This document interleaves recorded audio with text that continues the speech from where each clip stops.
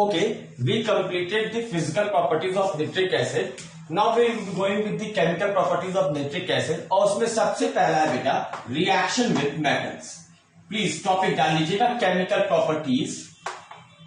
properties और उसमें भी है पहला oxidizing properties. Write it like oxidizing properties. और उसमें भी है पहला रिएक्शन विथ मेटल्स. अच्छा, जनरली होता क्या है कि जब भी आप किसी भी मेटल को किसी एसिड से रिएक्ट करते हैं, we get salt and it liberates a hydrogen gas that burns with a pop sound. लेकिन HNO3 एक ऐसा एसिड है, बीइंग एन ऑक्सीडाइजिंग एजेंट, जो हाइड्रोजन गैस लिबरेट होगा, उस हाइड्रोजन गैस को HNO3 ऑक्सीडाइज कर देगा and it will become water. और हमें यही देखना है कि मेटल के साथ HNO3 थोड़ा अलग तरीके से रिएक्ट करता है. अब मैं इसे हटा रहा हूं, हम इसके आगे कंटिन्यू करेंगे. अगर आपको रिएक्टिविटी सीरीज पता हो, reactivity series is KNaCaMgAl Zn Fe ScPv H Cu Hg Ag Pt A.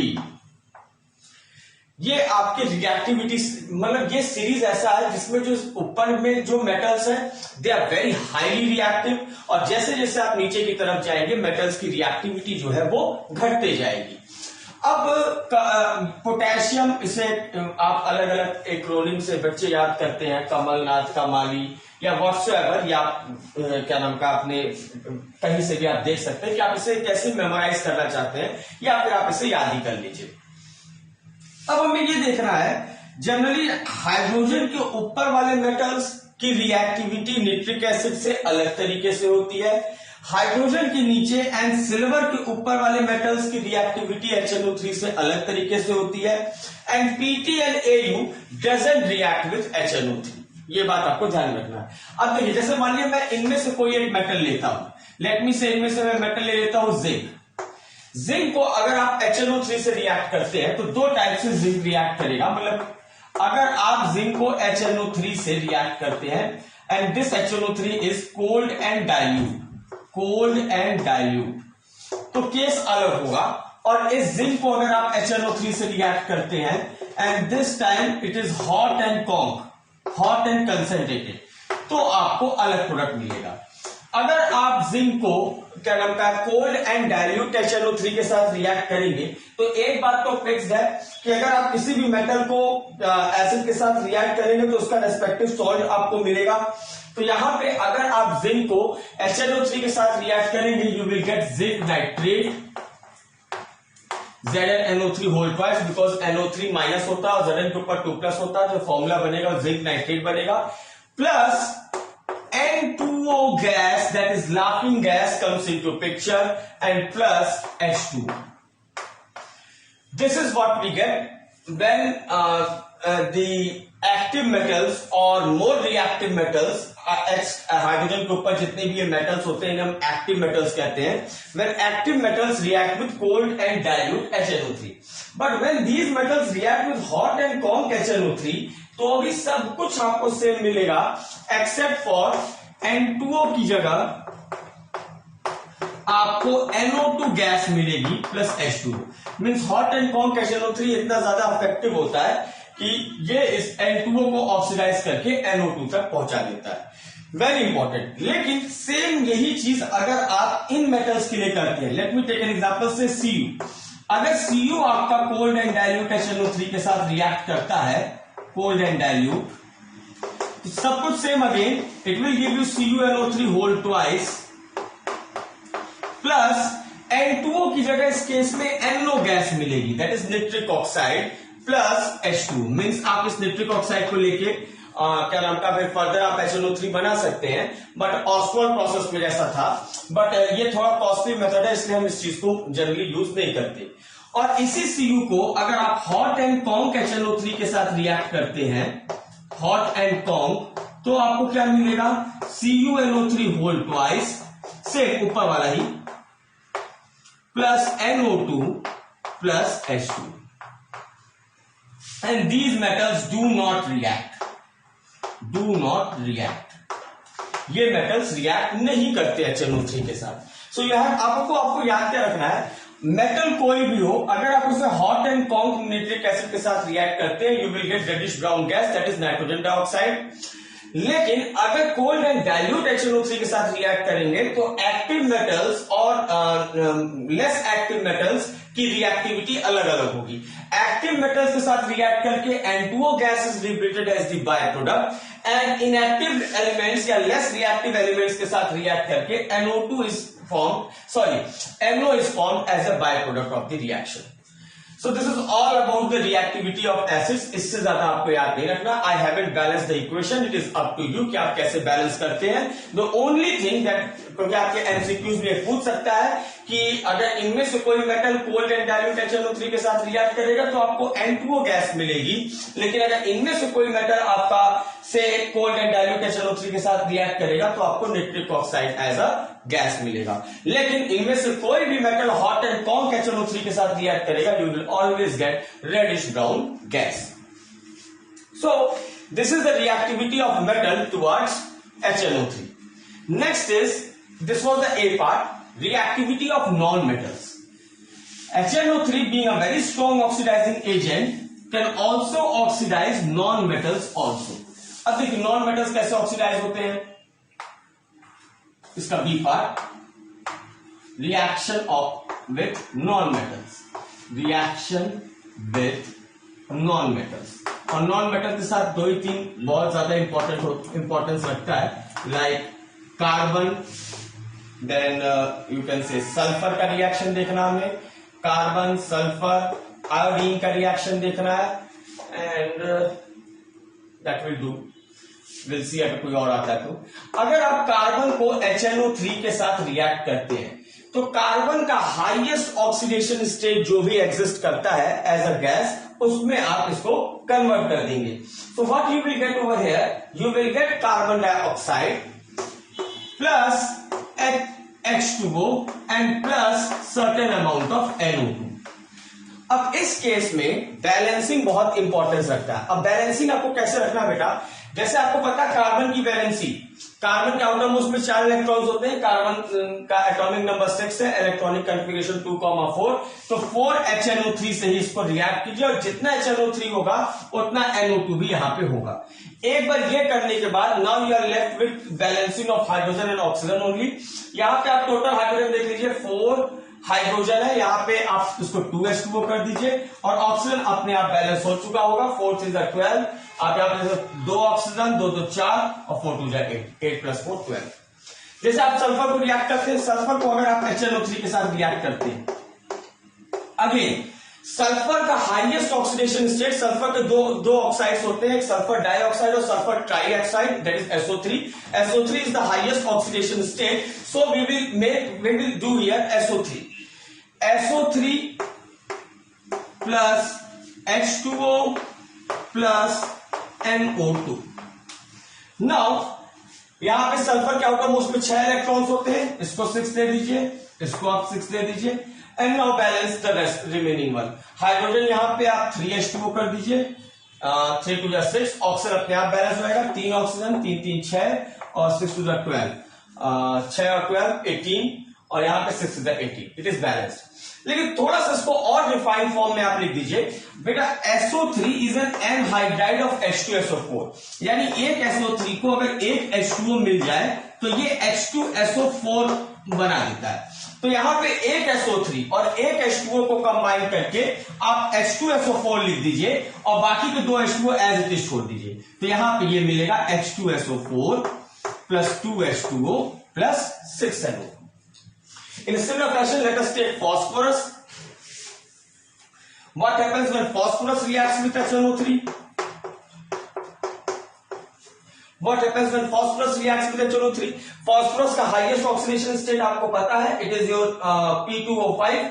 तो अगेन अगर आप phosphorus को HNO3 के साथ रिएक्ट करते हैं, phosphorus आपका +5 HNO3, it gives you say P2O5, highest oxidation state of phosphorus is P2O5, P2O3, yes, it is +5 oxidation state, then H2O and then NO2.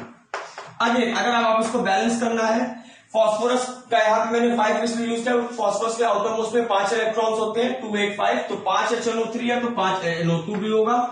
Now you have to balance for the hydrogen, 5 hydrogen, यहाँ पे सिर्फ 2 hydrogen, तो उसको आप 5/2 लिख दीजिए, 5/2 into 2 it will give you 5। और अगर आप ऑक्सीजन की बात करें तो 5 to the 15, 5/2 into 1, 5/2, 5 to the 10, means you have to multiply through out by से जनरली फॉस्फोरस जो एग्जिस्ट करता है वो P4 फॉर्म में है, तो P4 के लिए ये 10 आपका, इसको आप 4 टाइम्स कर दीजिए, 20 HNO3, तो ऐसे कर लीजिए आप, तो ये भी आपका 20 NO2 हो जाएगा।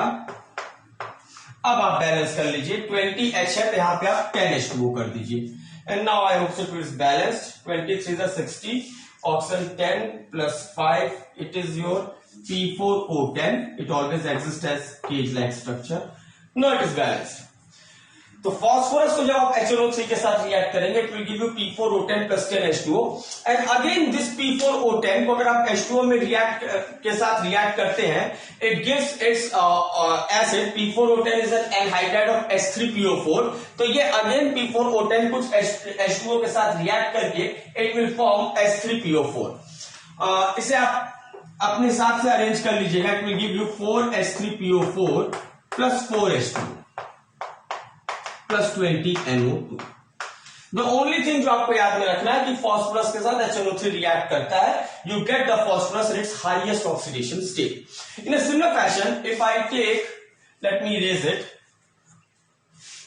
इसी तरीके से अगर मैं आयोडीन लूं, that's very very very important, iodine ही सबसे ज्यादा इंपॉर्टेंट है इस केस में, because it gives rise to a very strong acid that is hydroiodic acid। ये फर्स्ट टाइम आप इसको देखेंगे, अगर आप आयोडीन को रिएक्ट करते हैं, it gives you with HNO3, it gives you HiO3, very important, acid plus H2O plus NO2।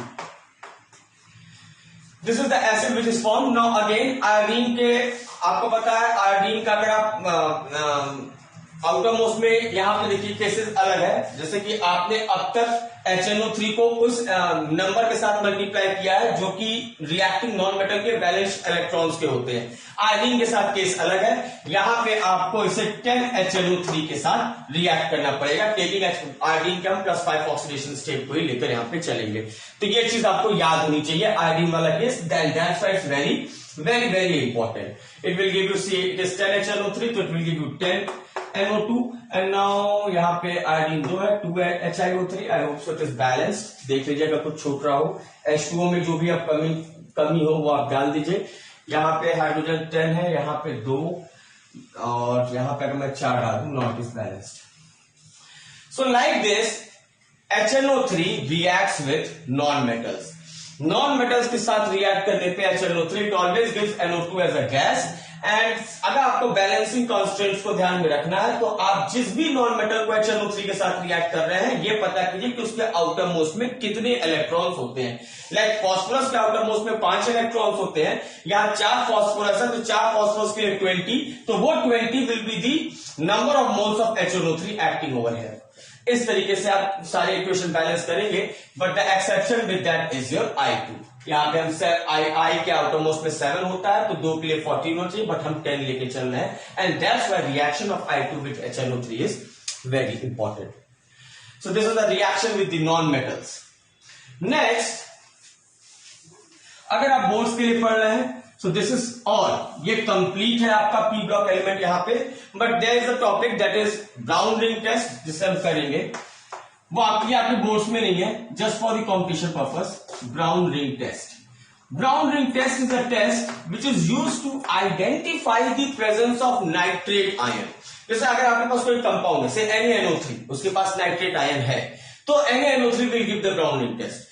कोई ऐसा कंपाउंड जिसके पास नाइट्रेट आयन होता है, that will respond to this test. इस टेस्ट में होता क्या है कि अगर कहीं कोई नाइट्रेट आयन है, इसे आप Fe2+ के साथ रिएक्ट करिए in the presence of H2SO4, कहीं भी नाइट्रेट है तो Fe2+ या यूं करिए H2SO4 के प्रेजेंस में जो ये Fe2+ है, it will get oxidised to Fe3+ and NO3- will get reduced to NO.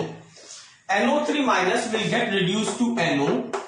Fe2+ will get oxidized to Fe3+ and thereby giving some water. I'm not balancing it, but if you want to balance it, you need, इसके लिए आपको पूरा redox reaction पता होना चाहिए कि हम इसे बैलेंस कैसे कर सकते हैं. But for the time being, it's better कि आप इसे याद कर लीजिए.